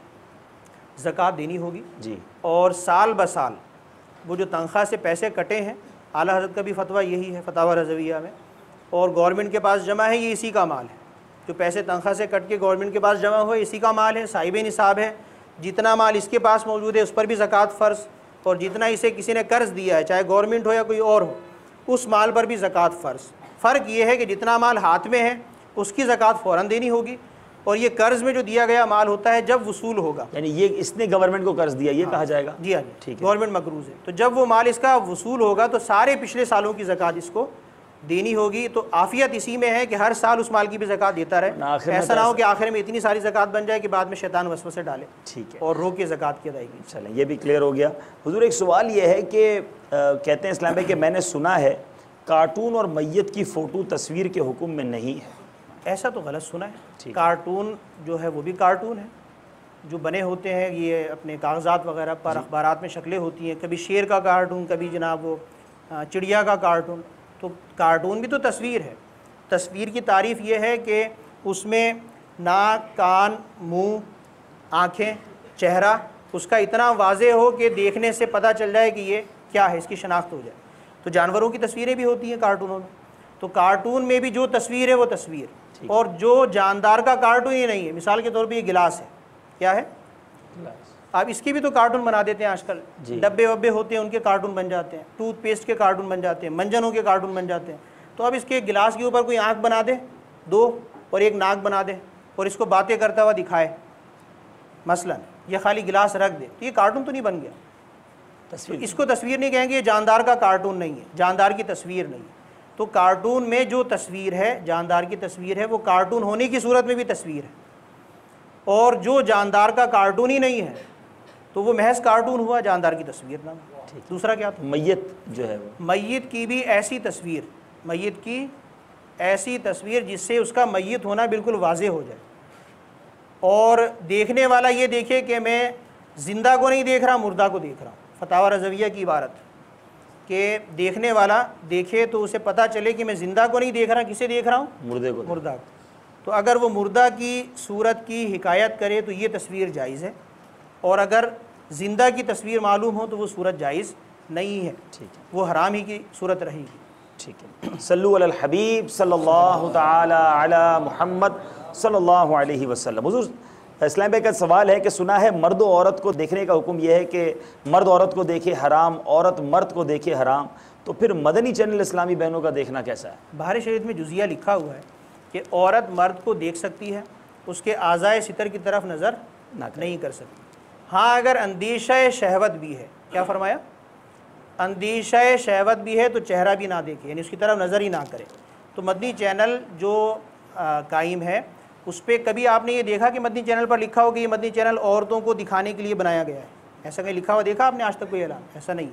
आपने ये ऐलान बारहा देखा होगा कि घर में देखने वाली ख़वातीन वो मसला जान लें कि औरत मर्द की तरफ नज़र करेगी तो उसका हुक्म शरई क्या है। तो ये बार बार हुक्म शरई बताना इस बात की दलील है कि मदनी चैनल ये एक आम ज़रूरत और आम मसलियत के लिए बनाया गया है, ख़ास औरतों को दिखाने के लिए नहीं। औरतें देखेंगी तो अपने शरई मसले के मुताबिक देखेंगी। अगर मदनी चैनल पर कोई मुबल्लिग है और घर में बैठी हुई खातून उसे देख रही है और देखने वाली को अंदेशा शहवत की सूरत पैदा हो रही है, तो देखने वाले के लिए उसका देखना जायज़ नहीं है। अंदेशा शहवत की सूरत में भी मना है। हाँ, बिल्कुल अंदेशा नहीं है तो देख सकती है। शहवत दूर की बात है, अंदेशा शहवत हो तो भी नहीं देखेंगे, नाजायज़। बड़ी ज़बरदस्त बात पता चल गई। उम्मीद है कि तो ये मसला इस्लामी बहनों में भी आप इसकी हो सकता है इस्लामी बहनें देख भी रही हूँ सिलसिला, तो ये उनके लिए भी पैगाम हो जाएगा। और बिल्कुल सही कहा आपने, बार बार ऐलान चलता है, हर रोज़ 2-4 बार ये चलने पर अलग एतराज़ है कि जनाब ये ऐलान क्यों करते हैं आप बार बार, ये तो हमने किसी और जगह नहीं सुना। तो ये नेकी की दावत है, अल्हम्दुलिल्लाह। दावत इस्लामी नेकी की दावत की तंजीम है। मदनी चैनल बना वो भी नेकी की दावत देने के लिए, तो इस्लामी बहनें देखने वाली उन्हें भी नेकी की दावत देनी है माशाअल्लाह। तो ऐलान बनाकर बाकायदा उस पर चलाया जाता है। सल्लु अलल हबीब सल्लल्लाहु ताला अला मुहम्मद सल्लल्लाहु अलैहि वसल्लम। आकोला हिंद से मोहम्मद साजिद अत्तारी वो कहते हैं कि किसी को मदनी चैनल की दावत देते हुए डर लगता है कि चैनल की दावत देंगे तो ये टीवी घर में ले आएगा, तो फिर केबल लग जाएगा, तो चैनल कम तो दूसरे चैनल ज़्यादा, तो दावत दें या ना दें? हाँ, इसका फ़ैसला तो दुश्वार होगा, इसलिए कि जिसके बारे में ऐसा कराइन से मालूम हो या उसका फ़िस्को फजूर इतना ज़ाहिर हो और पहले से टीवी घर में मौजूद ना हो, उसकी अपने घर में चलती नहीं है, उसका बाप मजहबी है, मसलन उसके वालिद साहब क्या हैं, मजहबी, और उन्होंने अपने घर को क्या रखा हुआ है, बिल्कुल पाक साफ़। वो बेहयाई के मनाजिर देखने के लिए फिल्म, मूवी, टीवी, इस तरह का कोई ज़रिया लाकर अपनी औलाद को उसने नहीं दिया, और औलाद का मिजाज बिगड़ा हुआ है और टीवी के बहाने आएगा और बाद में वो अपने चैनल, तो बटनों की खेल है कि एक बटन दबाएगा दूसरा चैनल आ जाएगा, तो उसके लिए यही आफियत है कि वो चैनल ना लगाए। जिनके घरों में चैनल है, मदनी चैनल आते हुए बारहा ये मदनी मुज़ाकरों में भी ऐलान हुआ, अमीर अहले सुन्नत ने भी फरमाया कि जिनके घरों में पहले से चैनल है तो उनके घरों में नेकी की दावत देने का एक ये ज़रिया है। इसका मतलब ये नहीं है कि जिनके घरों में नहीं है वहाँ पर भी आप दाखिल कराएं। जो पहले से पाक साफ़ हैं वो और नेट के ज़रिए से देखें, कोई ऐसा ज़रिया कि जिसमें दीगर चैनल ना आते हों और फसाद का किसी किस्म का कोई अंदेशा ना हो तो देखें। दूसरा मसला याद रखिए कि मदनी चैनल के हवाले से भी अगर आप मदनी चैनल देख रहे हैं और मदनी चैनल के लिए टीवी आया, मदनी चैनल के लिए टीवी आया, मदनी चैनल आपने देखना शुरू किया और खुदा ना खास्ता शैतान ने किसी को बहकाया और वो मदनी चैनल की बजाय आप देखने लगा कुछ और, मदनी चैनल का नाम रह गया और अब घर के अंदर उस टीवी और यह जो भी चीज़ आ रही है उस पर कुछ और मनाजिर ख़ुद भी देख रहा है, उसकी बीवी बच्चे भी देख रहे हैं या घर में दीगर अफराद भी देख रहे हैं, तो वो आला दोबारा किस इस्तेमाल में आ रहा है? बुराई में। उससे क्या फैल रहा है? फसाद। और वो किस वसवसे में मुब्तला है? शैतानी वसवसे में। तो उसे अपने इस गुनाह के ज़रिए को घर से निकालना हो। तो हुक्म शरीयत ये है, इस पर भी गौर करें, अपना जायज़ा लें, अपने घर वालों का जायज़ा लें, सोच समझ कर लाने का, निकालने का, रोकने का, ये सारा फ़ैसला शरीयत के मुताबिक अंजाम दें। बड़ी अहम बात की है हमारे मुफ्ती साहब ने, वो इस्लामी भाई जिनके घरों में मदनी चैनल आ रहा है, टीवी मौजूद है, ये देखें कि कहीं सिर्फ मदनी चैनल चल रहा है या कुछ और भी साथ चल रहा है, और अगर ऐसी बातें हैं तो एहतियात करनी होगी, चैनल मदनी चैनल ही से वाबस्तगी इख्तियार कर लें, और अगर लगता है कि नहीं बच सकते तो फिर टीवी को ही निकाला आप घर में टीवी लाए हैं, घर के सरबराह हैं और पूरा दिन आप अपना धंधा करने के लिए, कमाने के लिए घर से बाहर रहते हैं, घर में मौजूद ख़वातीन या बच्चे जो बड़े हो रहे हैं वो उस टीवी का गलत इस्तेमाल कर रहे हैं। आप रात को आकर 1 घंटे मदनी चैनल देखते हैं और पूरे दिन उस टीवी पर मदनी चैनल के अलावा कुछ और देखा जाता है, गाने भी, बाजी भी, फिल्में, ड्रामे भी, और आपके अहले खाना देख रहे हैं। तो कुरान पाक का हुक्म क्या है? या अय्युहल्लज़ीना आमनू क़ू अनफुसकुम व अहलीकुम नारा। तो अपने घर वालों को फसाद से बचाने के लिए आप पर क्या लाजिम होगा कि वो बंदोबस्त करें कि कोई चैनल ना चले, या तो आप उसको ऑफ़ करें दीगर चैनल और रिमोट अपने पास रखें, उस पर कोड लगाएं, हर तरह के चैनल बंद कर दें, और अगर ये बंद करने का कोई सिस्टम नहीं है तो भी बाहर सूरत उनको देखने से रोकेंगे। सल्लु अलल हबीब सल्लल्लाहु ताला अला मुहम्मद सल्लल्लाहु अलैहि वसल्लम। गुजरात हिंद से मोहम्मद इमरान अत्तारी का सवाल है कि अगर किसी औरत का शौहर जालिम है, अपनी बीवी को मारता भी है, उसको बुलाता भी नहीं, कहता है कि मैं तलाक भी नहीं दूंगा, उस सूरत में वो औरत क्या करे, किस तरह उससे तलाक ले? अपने जो घर के अफराद हैं, वालिद, चचा, पंचायत कमेटी, बिरादरी, अहले महल्ला के जो बुज़ुर्ग हजरात होते हैं, उनकी मदद से उसे मजबूर किया जाएगा, उसको बिठाया जाएगा, और जो इसरार करके, मुतालबा करके या तो हुकूक की अदायगी करे और या फिर उसको छुटकारा दे, दोनों सूरतों में मुतालबा करके ही वो अमल कर सकती है। तलाक जो है बग़ैर शौहर के दिए नहीं होती। आपकी इंडिया में ये आसानी है कि इदारा शरिया पटना जो अल्लामा अरशदुल कादरी साहब ने बनाया था और उलमा अहले सुन्नत का जमे गफ़ीर उस पर मौजूद था, वो इन्हीं सूरतों को मद्देनज़र रखकर बना, और वहाँ ऐसे शौहर कि जो किसी के काबू में नहीं आते, औरतों पर मजालिम ढाते हैं, हुकूक अदा नहीं करते, ना नान नफ़का देते हैं, ना और हुकूक की अदायगी करते हैं, और किसी भी तरह वो कानून की या अपने लोगों की इसरार के बाद वो तलाक देने में भी कामयाब नहीं होते, तलाक उनसे लेने में कामयाब नहीं होते। तो ऐसी औरतों के छुटकारे के लिए बाज़ सूरतों में फ़स्ख़े निकाह की इजाज़त है, लेकिन उसके लिए काजी होना ज़रूरी है। तो वो इदारा शरिया पटना और उसका ज़ीली इदारा और कोटा वगैरह में शायद है, वहाँ पर काजी साहब होते हैं और वो शरीयत के एतबार से पूरे मामले को देखते हैं, शरई गवाहियाँ लेते हैं। जब सबूत मिल जाता है कि शौहर कसूरवार है और उसे बार बार बुलाने के बाद वो नहीं आता, हुकूक की अदायगी नहीं होती, तो काजी अगर फ़स्ख़ कर देगा तो औरत का निकाह ख़त्म हो जाएगा। बग़ैर काजी के फ़स्ख़ किए खुद ब खुद निकाह ख़त्म नहीं होगा, तो आप वहाँ रुजू कर सकते हैं। सल्लु अलल हबीब सल्लल्लाहु ताला अला मुहम्मद सल्लल्लाहु अलैहि वसल्लम। मुफ्ती साहब सवाल ये है, ज़िला पीलीभीत से, यूपी से मोहम्मद राशिद अत्तारी हैं, कब्रिस्तान की लकड़ी को फ़रोख्त कर दिया गया है, गालिबन कब्रिस्तान में दरख्त वगैरह लगे होंगे, और उस लकड़ी के पैसे से नमाज जनाजा के लिए जगह और ईदगाह ख़रीद सकते हैं या नहीं? नहीं खरीद सकते। कब्रिस्तान की लकड़ी में तो कई सूरतें बन सकती हैं जी। फ़िलहाल तो ये सवाल है कब्रिस्तान की लकड़ी, तो अगर वो कब्रिस्तान ही की लकड़ी है तो कब्रिस्तान पर ही उसके मसारिफ़ में, उसके इंतज़ाम में उसकी रकम खर्च की जाएगी। बाकी दरख्त लगाने ना लगाने और कब्रिस्तान वक्फ़ होने ना होने के अतबार से दरख्तों की भी काफ़ी तफसील बन जाती है। ठीक है, वो फ़िलहाल मुमकिन नहीं। ठीक है, तो कब्रिस्तान की जो लकड़ी है वो कब्रिस्तान ही के इस्तेमाल में। तो बाकी तफसील के लिए, मुकम्मल जवाब के लिए इसका फतवा बनाएं ताकि उसकी तहकीक हो, कौन सा कब्रिस्तान है, वक्फ़ है नहीं है, दरख्त कैसा है, खुदरू है, किसी ने लगाया है या वक्फ़ किया है या उसकी अपनी मिल्क पर बाकी है। कई सूरतों में हुक्म बदल जाएगा, इसके लिए आप दारुल इफ्ता ही में रुजू फरमाएं। उलमा की क्या शान है, एक ही जुमले में कितनी सारी सूरतें बयान कर दी। वाकई इल्म जो है वो सीखने से आता है।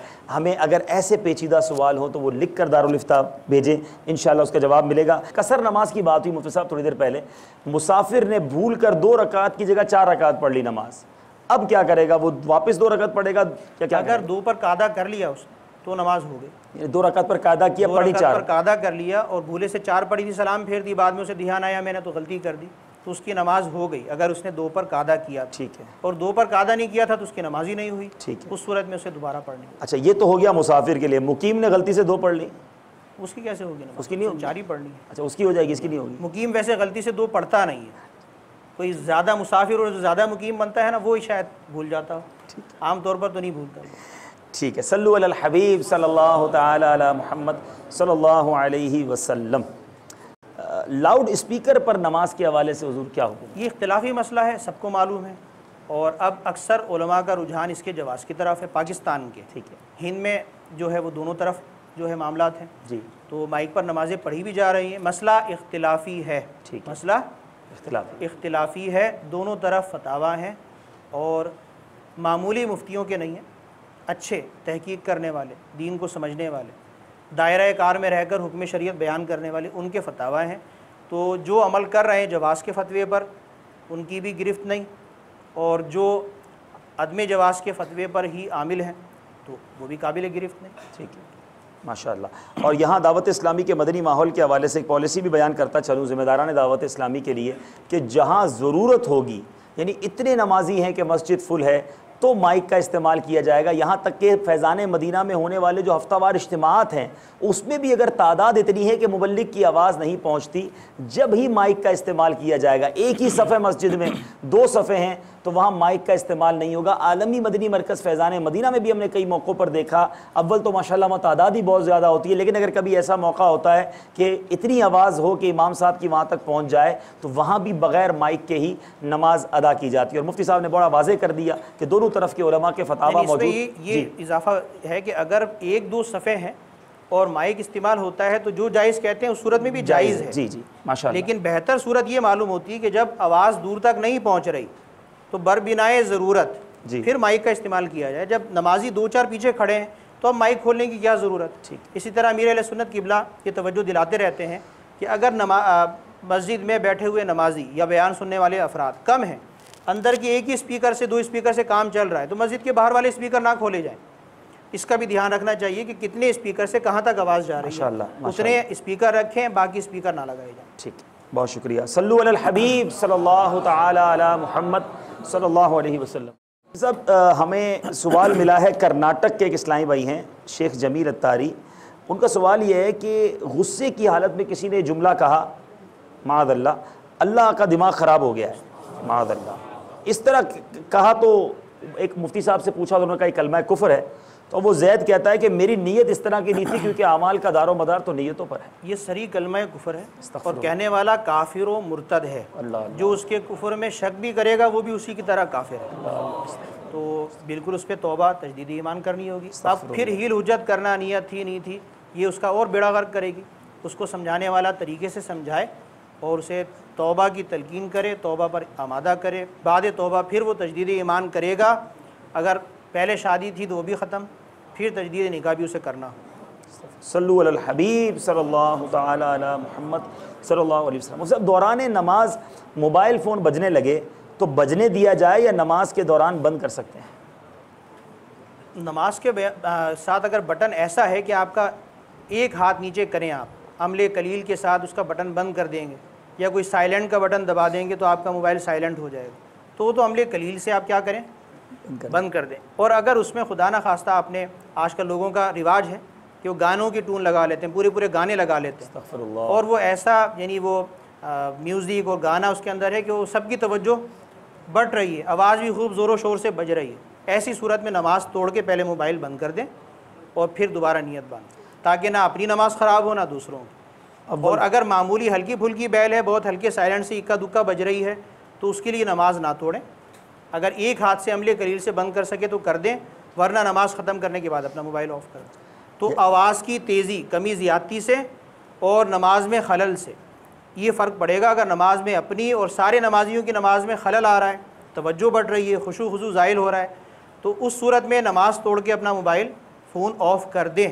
और अगर हल्की फुल्की टून लगा रखी है जायज़, जिसको बेल कहते हैं, आवाज़ भी बहुत हल्की है और उसकी आवाज़ से अपनी और दूसरों की नमाज में खलल नहीं आ रहा, तो उसके लिए नमाज ना तोड़ें।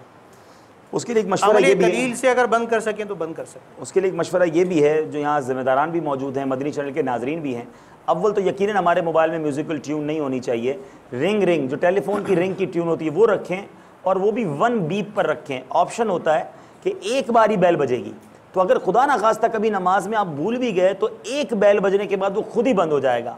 वरना एक मजहबी शख्स की जेब में मोबाइल है और वो बजे भी जा रहा है, आप समझ सकते हैं कि कितने लोगों की नमाज भी उससे जो मुतासिर होती है। तो हमें ये बहुत एहतियात करनी चाहिए। तो इंशाल्लाह 1 बीप अगर आप बैल रखेंगे तो बहुत सारे मामलात में, मशवरे में बैठे हैं, किसी सिलसिले में बैठे हैं और अचानक फ़ोन बज उठा, तो आपको ये इत्मीनान है कि पहले ही बार बजाए, अब दोबारा नहीं बजेगा, तो आप इंशाल्लाह सिक्योर फील करेंगे। सल्लु अलल हबीब सल्लल्लाहु तआला अला मुहम्मद सल्लल्लाहु अलैहि वसल्लम। हिंद के इस्लाम पे मौजूद हैं। यकीनन हिंद वाले, और सिर्फ हिंद वाले नहीं, सारी दुनिया के मुसलमान ख्वाजा साहब के चाहने वाले हैं। अब देखें, ख्वाजा साहब का नाम लिया तो चेहरे खिल उठे हैं, जारी रहेगा। तो अब पिछले दिनों सारी दुनिया में ख्वाजा साहब की छठी मनाई गई रजब शरीफ में। इंशाअल्लाह इमाम जाफ़र सादिक और सैयदना अमीर माविया रज़ी अल्लाह तआला अन्हु के इसाले सवाब के लिए कूंडे किए जाएंगे। तो ये मखसूस दिन करके कोई न्याज करना, इसाले सवाब करना, गौस पाक की 11वीं मनाना, तो ये मखसूस दिन करना, क्या ये कोई नई चीज़ नहीं है? देखिए, इसाले सवाब तो जायज़ है, ठीक है, कुरान और हदीस के मुताबिक है, अहादीस में इसका सबूत मौजूद है। वो आपने बारहा इसके दलाइल सुने होंगे। साहबी रसूल थे, उन्होंने आकर अर्ज़ किया रज़ी अल्लाह तआला अन्हु, या रसूलल्लाह, क्या मेरी वालदा फ़ौत हो गई हैं, उनके सदक़े के लिए मैं कोई नेकी करूँ? तो नबी करीम अलैहिस्सलातु वस्सलाम ने पानी का सदका करने का फरमाया, और उन्होंने कुआँ खुदवाया और ये कहा कि ये जो है साद की माँ का कुआँ है, यानी उसके इसाले सवाब के लिए। और भी दलाइल हैं, तो इसाले सवाब अपनी जगह पर हो सकता है। बास को तो इसमें पेट में दर्द उठता है कि इसाले सवाब ही नहीं होना चाहिए, तो ना फातिया ना दुरूद, आगे आप खुद समझदार। तो ऐसे लोगों का काम तो अहले सुन्नत से कोई ताल्लुक़ नहीं है। उलमाए अहले सुन्नत का इत्तिफाकी मसला है कि इसाले सवाब हक़ है और सच है, कुरान और हदीस के मुताबिक है, अहादीस में इसका सबूत मौजूद है। उलमा सुलह का हमेशा से इसका मामूल रहा है। इसाले सवाब तो है। अब बाज़ लोग हैं जो ऊपर से नीचे आ जाते हैं, उनका दर्द थोड़ा सा कम हो जाता है, फिर वो ये कहते हैं कि इसाले सवाब ठीक है, लेकिन वक्त मुकर्रर करके और दिन मुकर्रर करके, कभी छठी के नाम पर, कभी 11वीं के नाम पर, कभी किसी नाम पर जो आप ये नियाज़े देते हैं, ये वक्त मुकर्रर करना ठीक नहीं है। तो उनका ये ठीक नहीं है, इसलिए कि वक्त मुकर्रर करने की सूरतें अलग अलग हैं। एक होता है तायीन उर्फ़ी। क्या होती है? तायीन उर्फ़ी। किसी चीज़ को मुतय्यन करना उर्फ़ के लिहाज से, अपने हालात के लिहाज से, लोगों की ज़रूरतों के लिहाज से। और एक तायीन होती है शरअन, यानी उसको शरीयत के मुताबिक समझ रहे हैं, ज़रूरी कि हुक्म शरीयत है। तो नियाज़ अगर जुमेरात को हम दिलाते हैं तो इस ये समझ कर नहीं दिलाते कि जुमेरात वाले दिन ही नियाज़ दिलाना ज़रूरी है, वाजिब है, और ये कोई हुक्म शरीयत है या वाजिब है, ऐसा किसी के जहन में नहीं होता। हाँ, इसाले सवाब है, मुबारक दिन है, जुमेरात की रात से जुमे का आगाज़ हो जाता है, जुमेरात की शाम को भी फातिया दिलती है, अपने मामूल के मुताबिक एक दिन मखसूस कर लेते हैं। तो तायीन उर्फ़ी में कलाम नहीं। जो नियाज़ के लिए वक्त मुकर्रर करने, दिन मुकर्रर करने को मना करते हैं नियाज़ के लिए, वो अपनी नमाज़ों के लिए वक्त मुकर्रर करके नमाज़ पढ़ते हैं मस्जिदों में। बताइए, क्या पहले वक्त मुकर्रर करके नमाज़ें होती थी?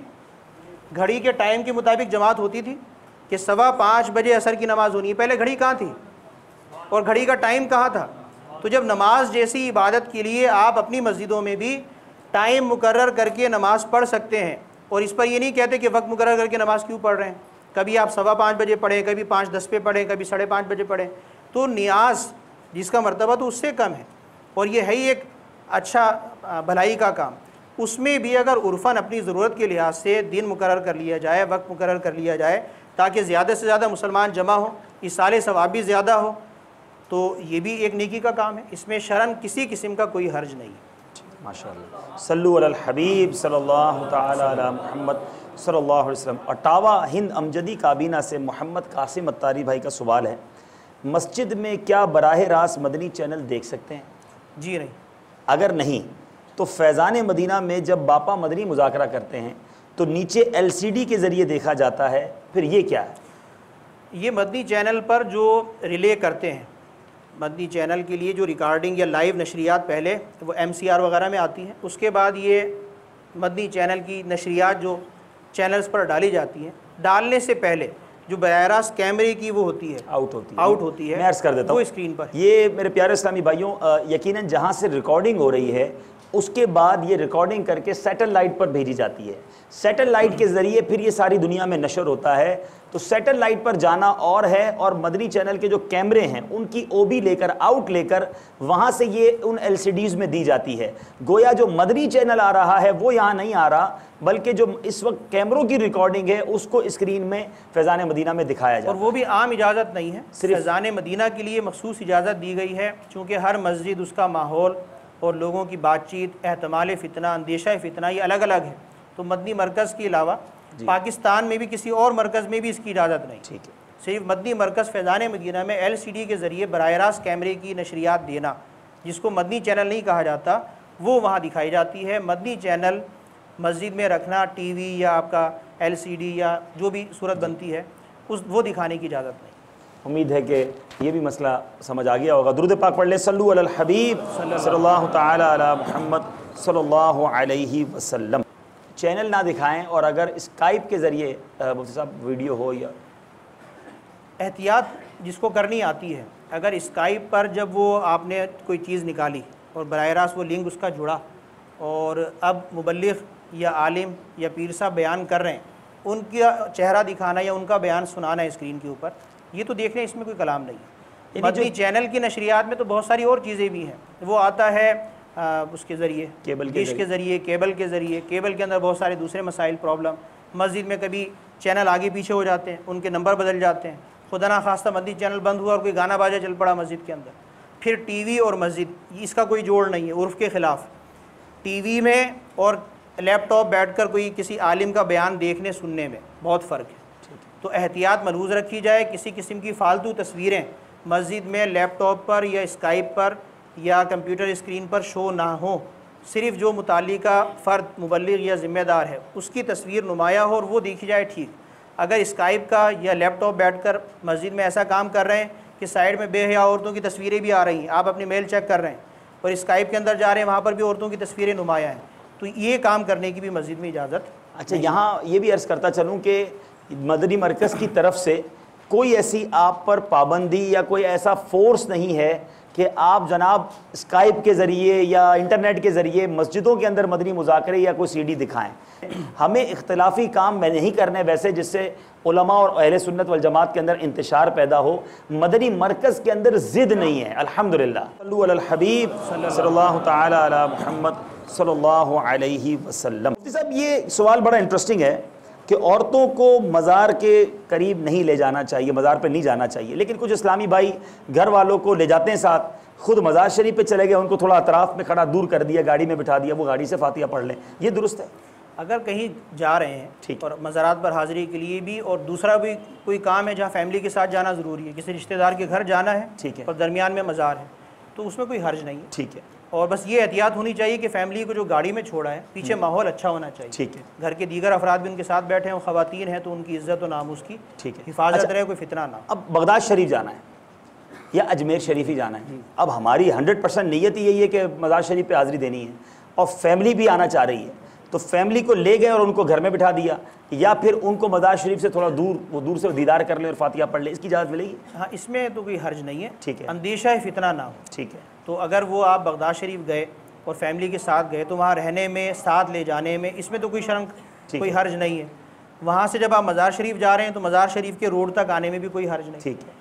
तो मज़ार की हाज़िरी औरतों को जो मना है वो क्यों है जी, ये तो बताएं। 2 वजूहात हैं, ठीक है। एक तो ये कि अदब में हद से ज़्यादा बढ़ जाएंगी, अदब में हद से ज़्यादा बढ़ेंगी, और या फिर बेअदबी करेंगी। ये 2 अंदेशे औरतों में गालिब रहते हैं, तो इन 2 अंदेशों की बिना पर औरतों को मना किया गया है। क्या किया गया है?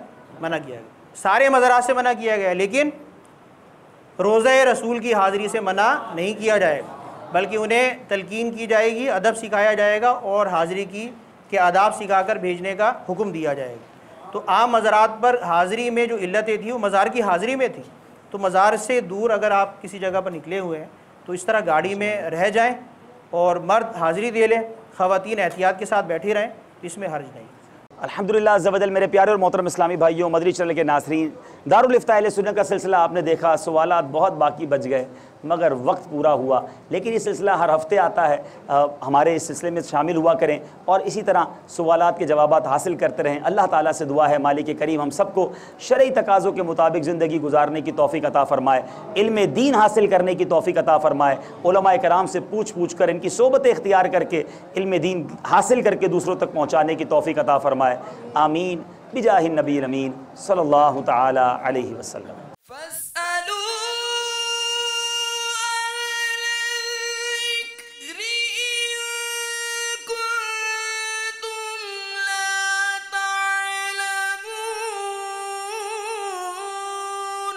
तो ऐ लोगो, इल्म वालों से पूछो अगर तुम्हें इल्म न हो।